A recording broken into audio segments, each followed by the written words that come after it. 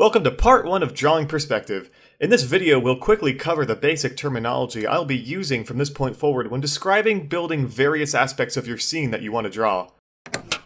Unlike the canvas or paper you're drawing on, the picture plane is the actual window we're looking through to see your scene. When drawing scenery, it's usually a good idea to draw in an inset cropped area because sometimes you may need to make marks or indications of objects outside of the picture plane in order to understand their scale and spatial relationships to each other.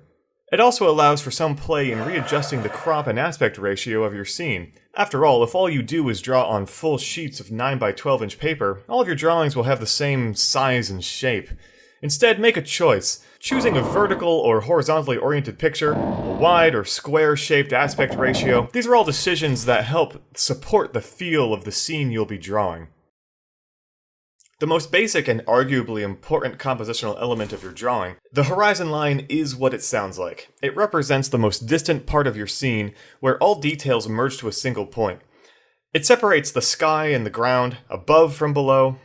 Don't mistake the horizon line for the physical horizon itself, however. Every scene with perspective will always have a horizon line, but not every scene with perspective will have a horizon. For instance, a scene that takes place in space will still exhibit detail that merges to a horizon line even though there's no horizon to see. Some scenes may even have more than one horizon line, but don't worry, we'll talk about that in a later video. The horizon line's placement in your picture plane determines which way we're looking in relative to it. If you look more up, the horizon line gets lower in your vision, and you see more sky. If you tilt your head from side to side, it tilts too. Sometimes a scene won't even have a horizon line in the picture plane. This is a technique that can really help push the sense of scale in your scene.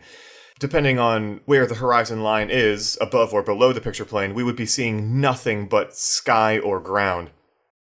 As the name implies, the vanishing point is the spot where most details in your scene aim to merge to. Not all vanishing points will exist on the horizon line, but in most cases one or two will for the most basic perspective setups. As we move forward through the lessons, the name 1-point, 2-point, and 3-point perspective are referring to the number of primary vanishing points there are in your scene. Orthogonals, by their definition, are lines that radiate outward from the perpendicular of another point. In drawing perspective, orthogonals don't have to exist at 90-degree angles from one another, but they do radiate outward from a vanishing point. Orthogonals are guidelines that help you draw objects which properly recede back to the vanishing point they're oriented to. Typically, an orthogonal will radiate outward from the vanishing point to help form the edges of an object, to be erased later once the object is complete. Each vanishing point can have its own set of orthogonals to help form the different sides of three-dimensional objects.